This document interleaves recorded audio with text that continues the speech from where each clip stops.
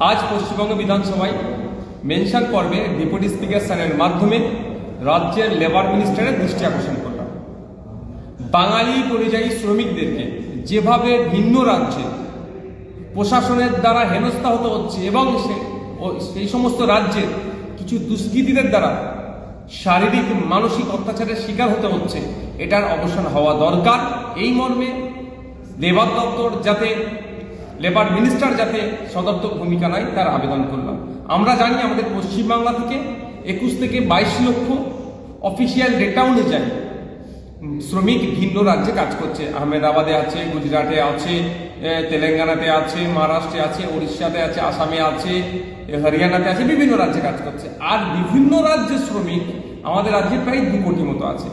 আমাদের রাজ্যে যে সমস্ত 2 কোটি শ্রমিক আছে তাদেরকে আমরা আমাদের পশ্চিমবাংলার নাগরিকরা, আমরা বাঙালি মানুষ, বাংলার মানুষ পর্যাপ্ত পরিমাণে নিরাপত্তা এবং সহোদর ভাইয়ের মতো আচরণ করে তাদেরকে বাংলায় রুজি রুটি করার জায়গা দিচ্ছে। আর আমাদের বাঙালি শ্রমিকরা ভিন্ন রাজ্যে যখন কাটে যাচ্ছে বাংলা ভাষায় কথা বলার জন্য কেউ বাংলাদেশি বলে তাদের উপর আক্রমণ করছে, মারধর করছে, আবার রাতে পুলিশ তুলে নিয়ে গিয়ে তাদের আইডেন্টিটি কার্ড চেক করছে।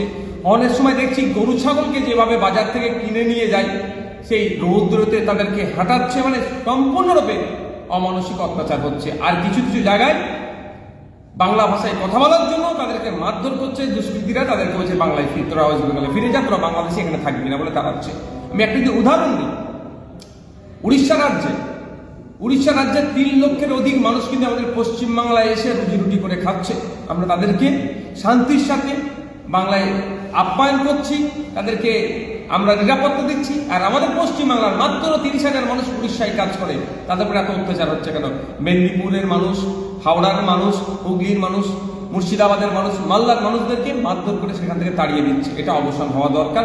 এই জন্য আজকে আমাদের রাজ্যের বিধানসভায় যেখানে আইন তৈরি হয় সেই হাউসে রাজ্যের শ্রমমন্ত্রীকে দৃষ্টি আকর্ষণ করেছি।